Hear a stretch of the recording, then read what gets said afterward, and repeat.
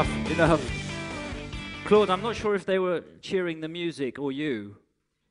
In fact, it's a famous American country musician. Ah, so they were probably cheering the music. I did choose it, yeah. Because to make a decision, it's better to be only one. So, so this is why I choose it, and it's a famous American country musician. Yeah. I'm sure you know it. Don't say. Don't say. Does anyone know? No. In fact, it's Bud Presley. It's an American musician. I did check, and one of the guys in the US knows it. So it's a famous one. And he'll be receiving the check later. Yeah. Yeah, right. I can give you the link. Don't hold your breath. Yeah. Okay, Claude, let's get on and look at energy services now. What about the strategy today? It's a fast-changing world. Yeah, just before, first, why did I choose Why did you this choose the music? Okay. Okay. Yeah. I did a job. No. Oh, it just because... Now, the song, as you notice, is called Welcome to the Future. It's a song about technology that transform everything. The way we live, the way we work, and the transformation is very fast. So every day is a revolution. Welcome to the future. It's a hot topic, isn't it? It is a very hot topic, Claude, which brings me to my next question, in fact, which you probably know already, but how are things going in the energy services side? I mean, as you said, the future. As you know, and our chairman told us that we are entering in the energy transition era. What is it, energy transition? Isabelle Kocher told us that energy transition is moving from the old world to the new world. The old world is made of big objects, big plants. It is centralized. It is designed for long-term in a stable and predictable environment. The new world, it's completely the opposite. It's done with small objects. It's based on decentralized power generation, focusing on energy efficiency. There are lots of diverse actors, and it is customer-centric. This is a new world of energy we are facing, Henry. Okay, so things are changing fast. What are your trump cards, would you say, your key strengths at energy services to face this challenge of energy transition today? At energy services, we are already familiar with this world, dealing with energy efficiency, local decentralized power generation in a customer-driven market. This is our business. We have been doing that for years. This is in our DNA. Our business model is well balanced. We are covering all the value chain, from engineering to construction and down to long-term operation. And we recently expand our expertise in big data and data management with Ecova acquisition. We are present in many geographies. Of course, we are present in Western Europe, which is our historical base, the biggest part of the business. But we are expanding fast in Eastern Europe, North America, Latin America, Middle East, and Southeast Asia. And what are your objectives today? Our objective today, our objective in 2020 is to grow our revenue by 50%. 50%. 50%. And at the same time, to double our revenue share outside Western Europe. That's pretty ambitious. It is. So how are you going to do it?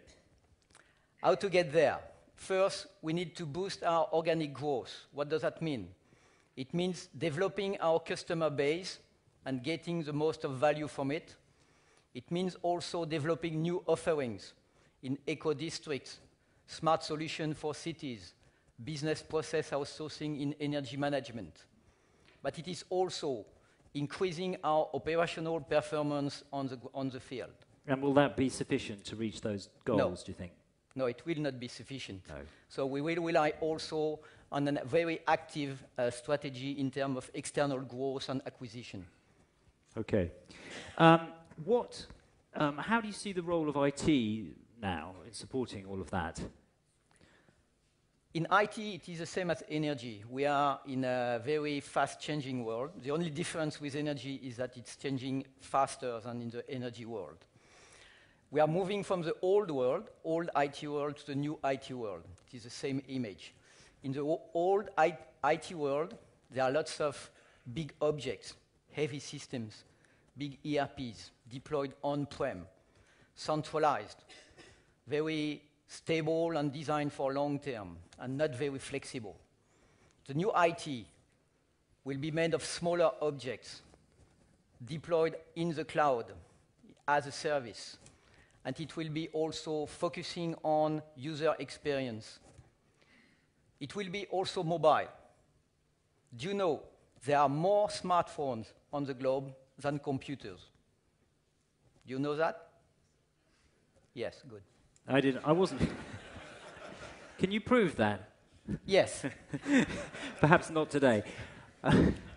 So what does that mean, Claude? I mean, what does that mean? It means that tomorrow everything will be mobile. Everything will be mobile. In your private life, you do so many things with your smartphone. So many things. Not everything, but many things. What do you do in your professional life with your smartphone? Almost nothing. Why? Tell me why. I think we must think mobile. Everything we do must be mobile.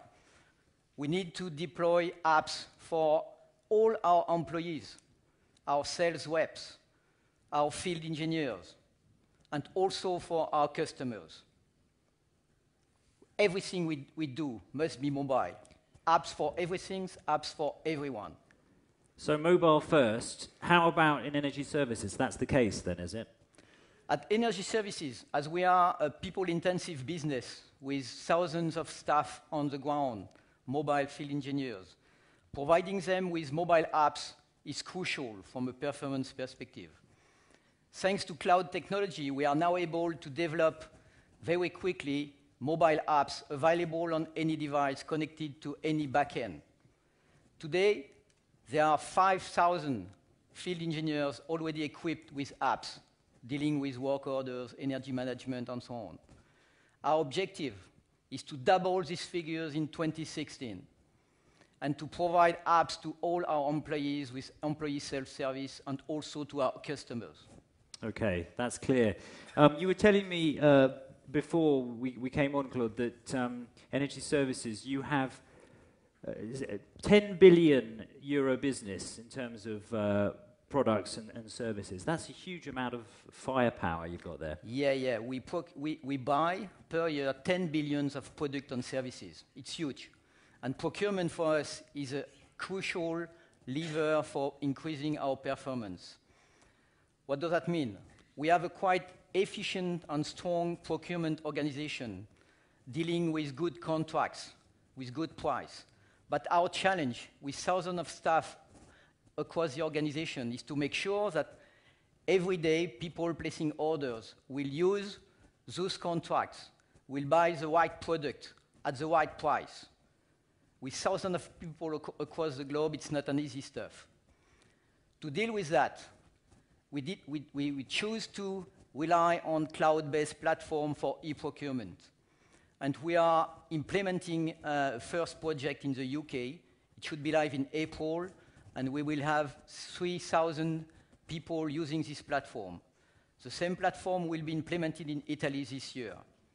And as it is a very performant platform, it is likely to be broadly adopted across the organization. We expect 10,000 users in 2016. Well, I wish you the best with that one. So we talked about mobile e-procurement. What about the customer in all of this? Customer, as I told you, customer is essential for our organic growth. Our challenge is to switch from a product and technology-centric company to a customer-centric company. It's not easy, but technology can help. It will not do everything, but it can help. To do that, at Energy Services, we are clearly adopting cloud-based solution CRM platform. We have already thousands of users in France, in UK, in the US, and we are implementing project in Italy this year, and also in France for selling gas, which is their core business. So CRM in the cloud is one of our key objectives. Now, you haven't yet mentioned external growth and also integration of new businesses in this. Yeah, external growth is the second lever to achieve our strategy and our objective in 2020. Integration means external growth means acquire business. To acquire business, you have to target the business you want to acquire. Then you have to separate the business from the former group. And then you have to integrate the business in the GDFSUEZ organization. In this process, time is driving, and speed is essential. So you need to have clear methodology and framework to make this process as fast as possible. As far as the IT infrastructure is concerned, we rely on our OneCube framework, which allows us to quickly integrate a new acquisition.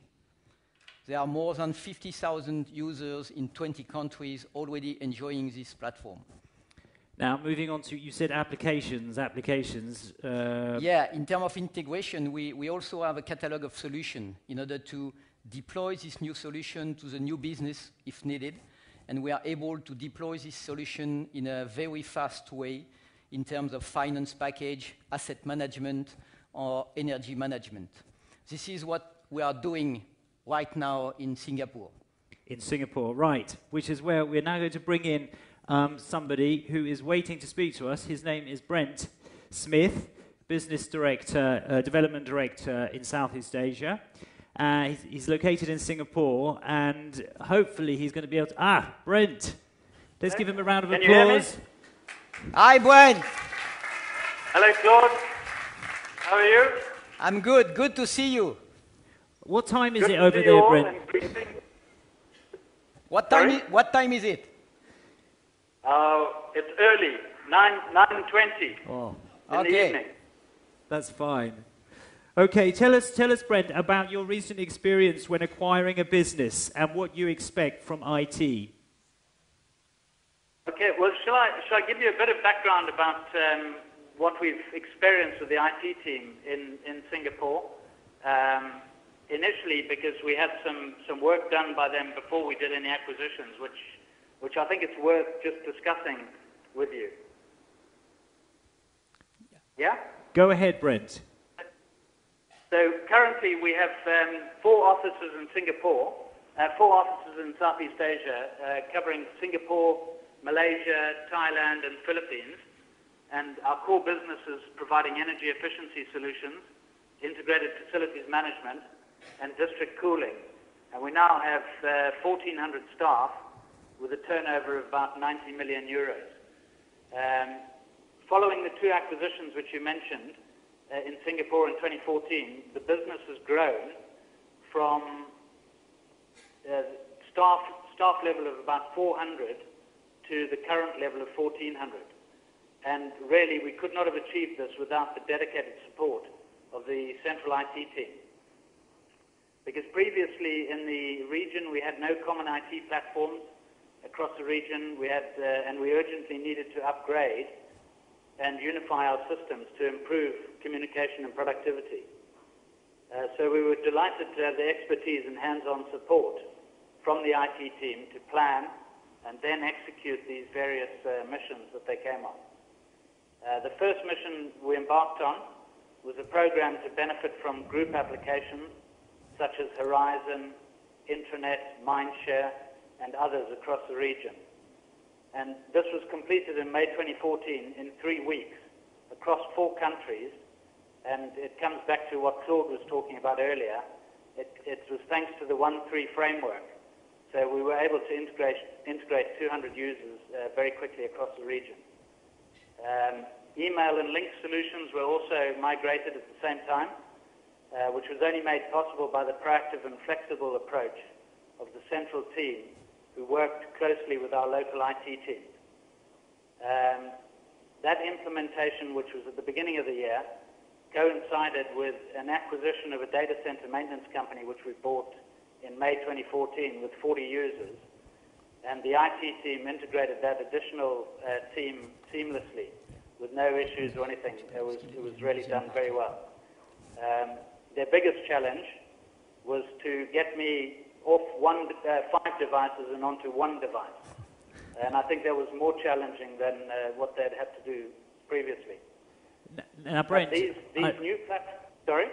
Sorry, I was just going to say, I think... Just say one more thing. Yeah, go ahead. These new platforms in the region have undoubtedly increased productivity and made us more connected through link, whilst also reducing costs. So we've got one single integrated regional IT infrastructure now, which will facilitate the future deployment of the ERP system in the other countries. Right, yeah. Now, briefly, I think I was told... Oh, he's still there, yeah. I was told you made a big acquisition recently. Can you tell us just very quickly about that? Yes, we acquired Keppel FMO in November, and it was closed in November.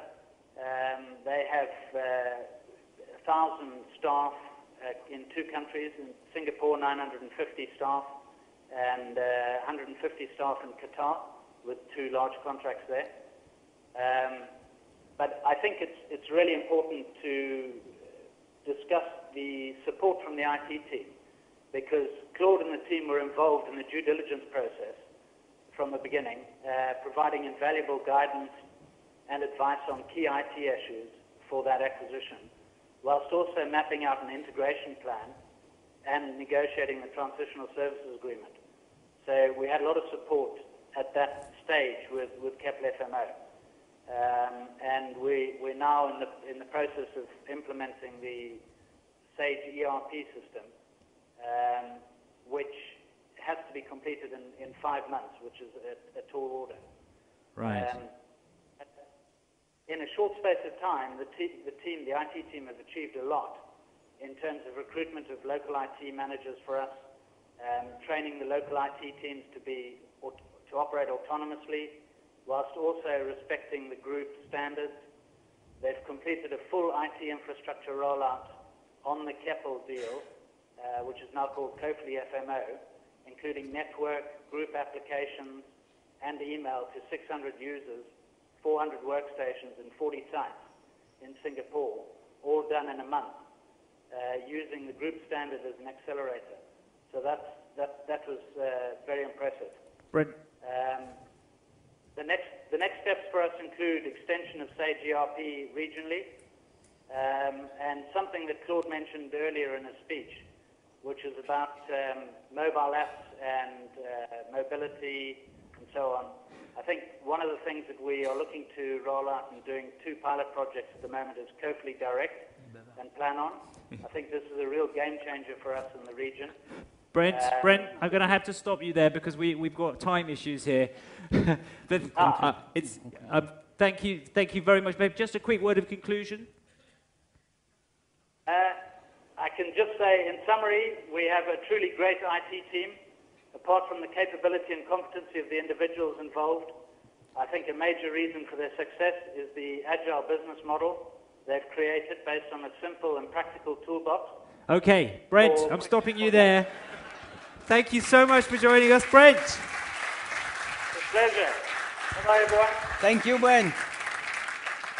Thank you, Brent. He's obviously had his morning coffee. See you soon in Singapore. He's very talkative, but yes, he likes IT. So he could have gone all day, couldn't he?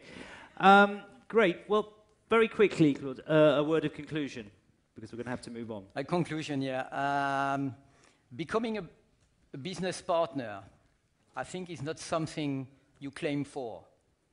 It is a recognition which is given to you by the business. So if you want to get this recognition, I would like to give you 3 advices. First one is getting engaged with the business right now. Don't wait for any policy or strategy or whatever. Get engaged right now and develop a business intimacy. The second advice would be to dare to propose innovative approaches and don't be afraid to make mistakes. And last but not least, go fast. Thank you very much indeed, Claude. Thank you. Thank you. Okay.